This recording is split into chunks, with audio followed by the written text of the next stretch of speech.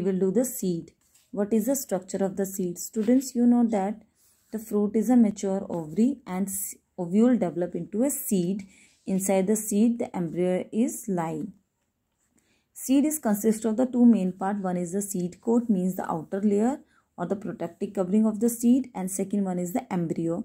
It is a white fleshy part well protected by the seed coat, and when you remove the seed coat, it is quite visible. It is divided into further three parts. Cotyledon means this is a fleshy white part which reserve the food. Generally, it is fleshy part, maybe green, white or pale white, and it consists of the food. That food is utilized during the early period of germination, means when the seed plant grow from a seed. So there are two types of seeds, monocot and dicotyledon. We will discuss later on. Then radicle. Radicles is the part which develop into a root system or which lies inside the ground and make the root system. And third part is the plumule, which give rise to the shoot system above the ground. So basically seed has two parts, seed coat, the outer layer, and the internal, that is the embryo, which consists of cotyledon, a part which contain the food for the growing plant. Then radicle, which give rise to the root system, and the plumule, which give rise to the shoot system. Now we will discuss about what is the types of seed. There are two types of seed, dicotyledon and the monocotyledon. Beta, di means two.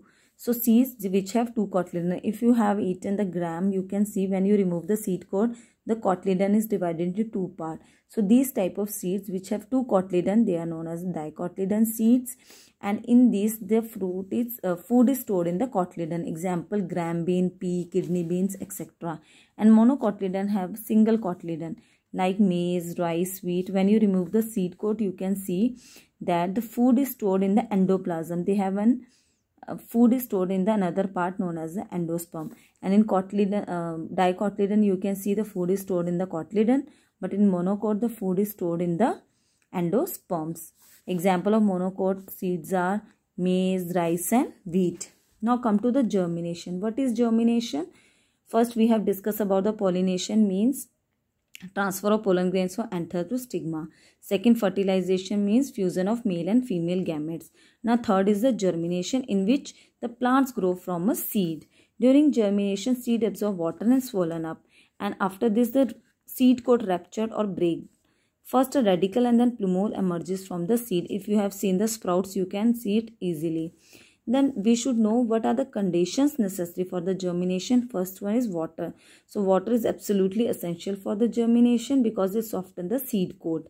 Then temperature. A suitable temperature is also needed for the germination. And third important part is the air, means oxygen is also needed for the respiration, because through respiration only the energy is breaking down from the stored food. Then type of germination. There are two types of germination. Apigeal means, in this you can see the example is given in the bean seed.